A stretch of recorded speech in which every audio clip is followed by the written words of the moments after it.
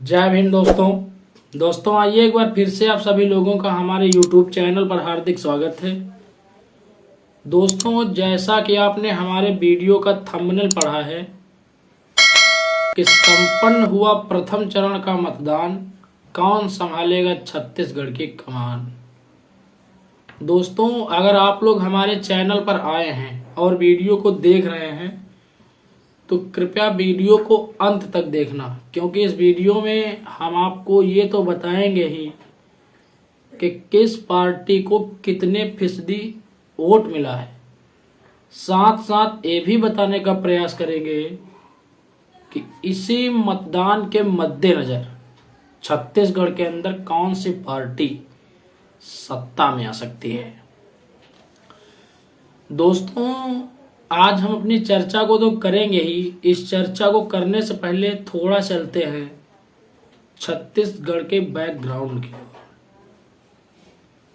दोस्तों, इससे पहले छत्तीसगढ़ में भूपेश बघेल मुख्यमंत्री थे, जो कि कांग्रेस से हैं।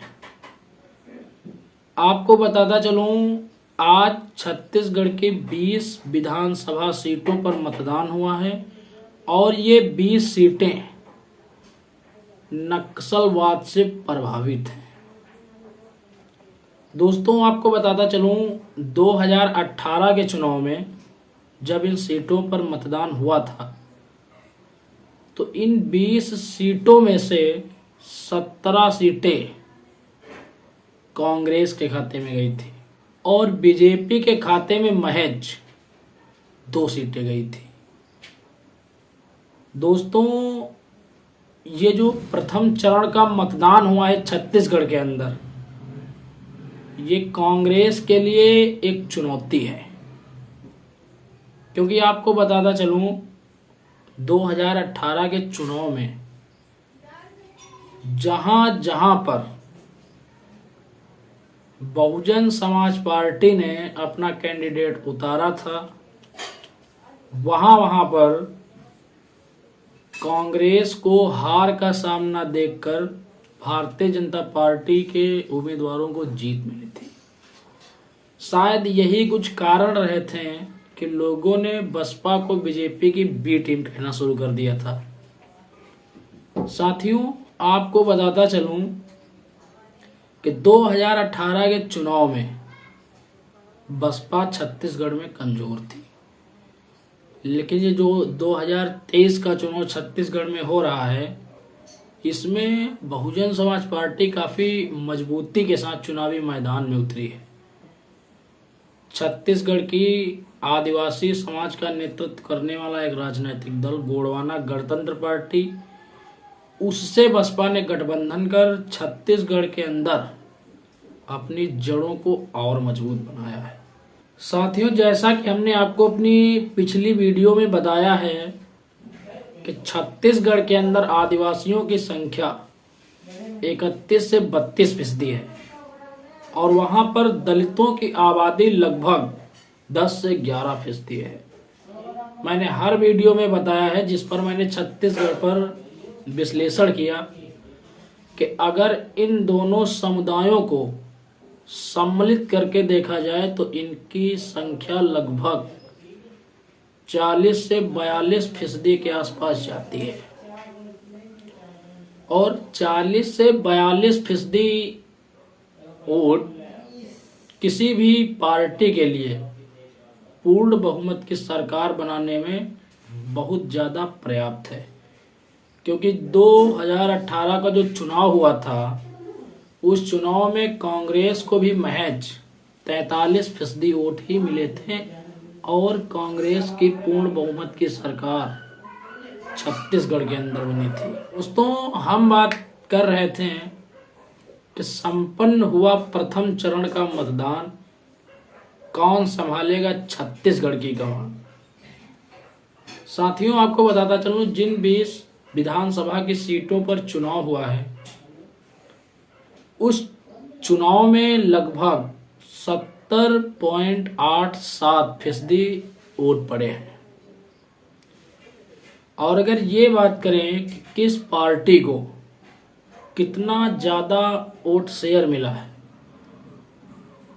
तो प्राप्त तथ्यों के आधार पर यहाँ पर कांग्रेस की बढ़त है, क्योंकि इन 20 सीटों पर कांग्रेस के लगभग 17 विधायक थे, लेकिन बहुजन समाज पार्टी भी यहाँ अच्छा प्रदर्शन कर रही है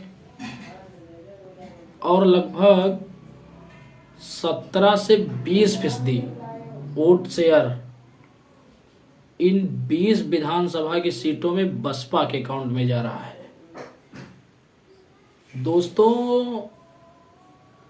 अभी लगभग 50 सीटों पर छत्तीसगढ़ के अंदर मतदान होना बाकी है और बसपा पूरी मजबूती के साथ इस समय छत्तीसगढ़ में चुनाव लड़ रही है। छत्तीसगढ़ के अंदर खेल होगा, आप इंतजार कीजिए 3 दिसंबर का, क्योंकि अभी 17 नवंबर को चुनाव होने हैं। उसके बाद नतीजा 3 दिसंबर को आएगा। 3 दिसंबर को आपको ये देखने को मिलेगा कि बगैर बसपा के भाजपा और कांग्रेस छत्तीसगढ़ में अपनी सरकार नहीं बना पाएंगे। आज बात कर लेते हैं मिजोरम की। दोस्तों, मिजोरम में बसपा चुनाव जरूर नहीं लड़ रही है, लेकिन मिजोरम में भी बसपा को चाहने वाले लोग हैं। वहां पर कांग्रेस का बोलबाला है। भारतीय जनता पार्टी, जो कि इस समय विश्व की सबसे बड़ी पार्टी कही जा रही है, मिजोरम के 40 विधानसभा सीटों में से महज 20 पे चुनाव लड़ रही है। 20 पे उसे उम्मीदवार नहीं मिले। आप सोच सकते हो कि भारत की सबसे बड़ी पार्टी कही जाने वाली भाजपा, मिजोरम में उसकी क्या स्थिति है। भाजपा की बिगड़ती इस स्थिति का कारण कहीं न कहीं बहुजन समाज पार्टी है, क्योंकि बहुजन समाज पार्टी का स्कोप लोगों में धीरे धीरे बढ़ रहा है।